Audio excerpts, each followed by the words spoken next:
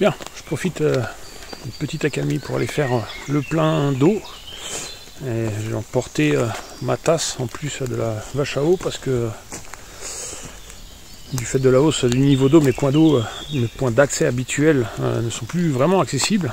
Et puis là, l'eau affleure dans l'herbe tout autour. Il y a énormément de têtards et de trucs comme ça. Et donc il faut que j'aille attraper l'eau à 1 mètre du bord. Enfin j'exagère, mais pas juste au bord. Donc je peux pas remplir la vache à eau directement au bord. Donc avec la tasse, au moins ça me permet d'attraper l'eau le plus au loin, là où elle circule un peu et là où il n'y a pas de bestioles, pour ensuite remplir la vache à eau à la main. Et ouais, tranquille, petite méditation toute la matinée. Là, je sais pas, je pense que je vais le laisser là, je sais pas, j'ai trouvé un petit crâne de, je sais pas de quoi, de renard. Je l'ai posé là, petite décoration. Par où je vais passer moi? Non, je vais par là. Essayer de chercher un passage où je peux passer sans trop me tremper dans la végétation.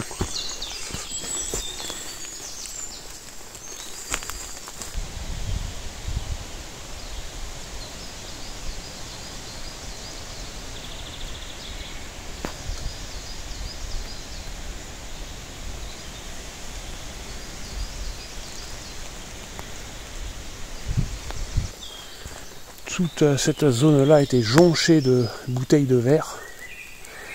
Et j'en ai évacué plusieurs sacs. Donc voilà, après plein d'efforts de nettoyage. Alors sans doute qu'ils étaient déjà là avant, hein, mais bon. Disons que voilà, dans l'idée, le fait d'avoir fait plus d'observations d'animaux qu'auparavant dans une zone que j'ai nettoyée, du coup c'est gratifiant, ça fait plaisir. Même s'il n'y a pas forcément de lien entre les deux. Puisque le verre, voilà, est chimiquement neutre, donc pour les plastiques, bon, ça fait des microplastiques et tout, mais les bouteilles en verre, c'est pour nous, en fin de compte, qu'on les ramasse, quoi. La nature s'en fout.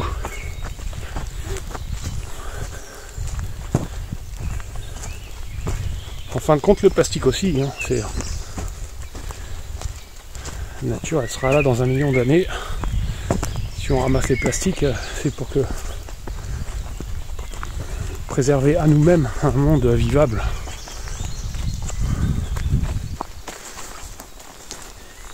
Oh, ressortir du sous-bois là, waouh.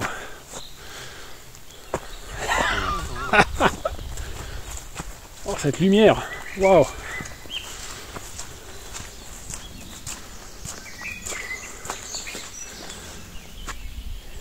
La brume un peu avec l'évaporation. Ce matin j'ai failli faire du feu en voyant la brume.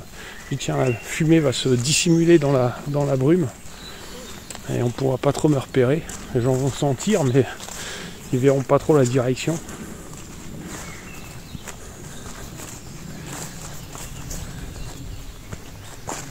Il faut que j'arrive à attraper l'eau par-dessus les herbes qu'il y a au bord. Normalement c'est une zone où on peut marcher tout ça.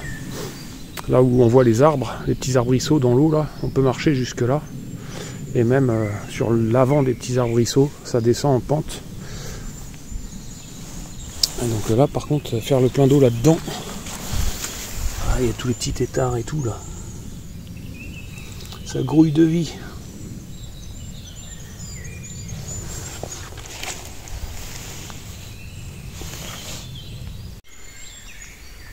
J'ai manqué le début. Ce nuage de brume qui arrive sur le petit étang qui passe dessus, il est en train de circuler et bah là on dirait même qu'il repart dans l'autre sens. Et j'ai eu ah non, et là il part à droite. Ouais. J'ai eu pendant un instant une très belle image où la moitié droite de l'étang était hors de la brume et puis la moitié gauche dedans. C'était super joli. Et là, ouais, de la fumée de feu de bois là-dedans, ça... On n'y voit que du feu, comme qui dirait.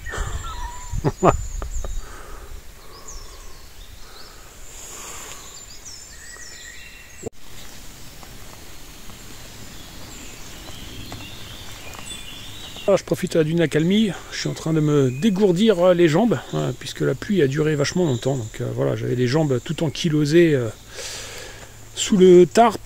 Et donc j'ai fait le plein d'eau, j'ai mangé. Et puis, quoi de neuf? Je sais plus, ouais, je regardais, je sais pas si je vous avais déjà montré ce petit truc ou astuce dans une des vidéos. Quand on fait un montage en simple appentis comme ça avec un auvent.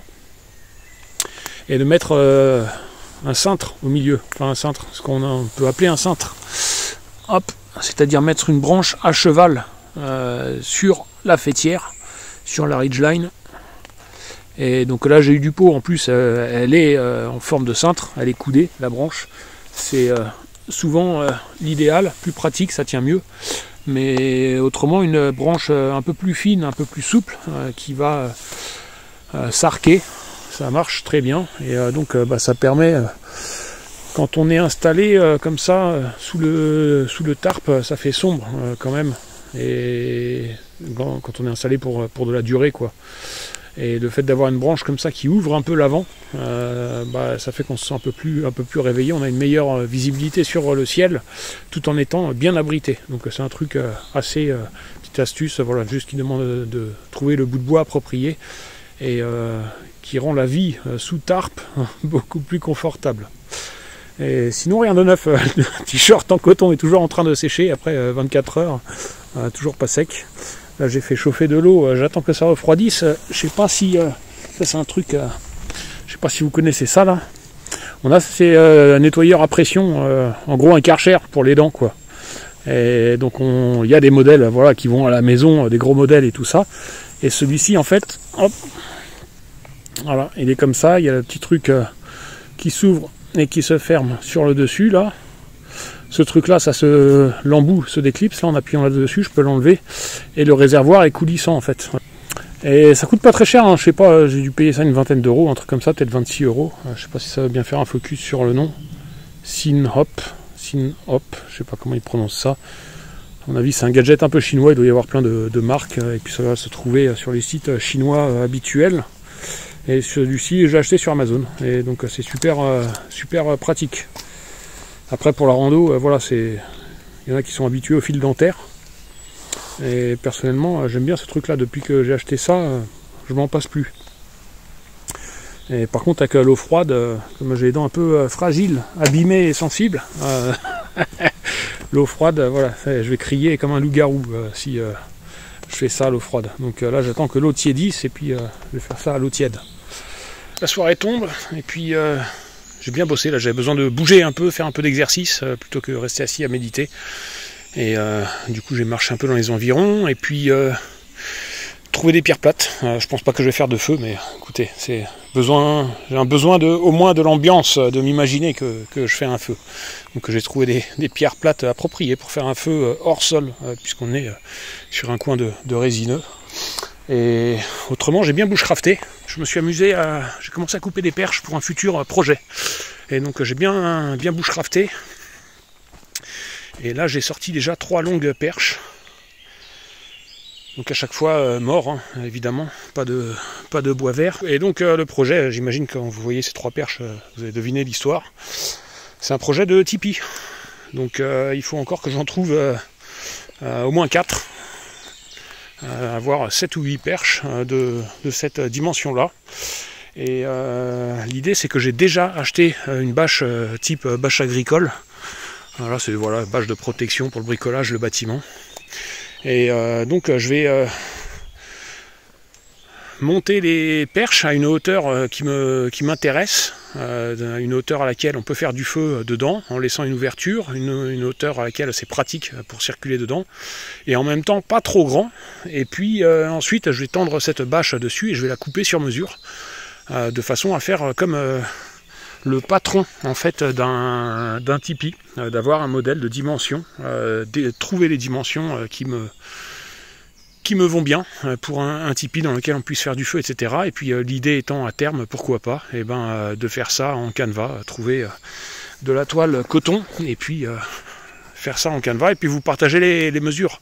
L'idée c'est ça aussi, c'est pouvoir partager les mesures et puis qu'avec de la toile canevas qu'on récupère ou des vieux draps qu'on veut cirer soi-même dans son garage, eh bien chacun puisse se fabriquer un tipi pour pas trop cher, et puis un tipi qui a une gueule de tipi qui est fonctionnel, dans lequel on peut se tenir debout, dans lequel on peut faire un feu, et puis en même temps qui fait pas 5 mètres de haut avec voilà, des dimensions ultra imposantes et puis hyper lourdes à porter.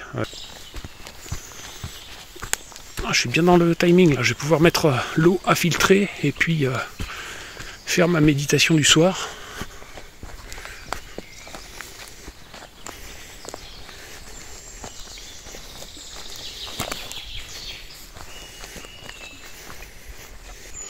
Ou par là, parce que l'autre était vachement glissant. Là, ce passage-là, il est un peu moins à la sanglier que à l'aller.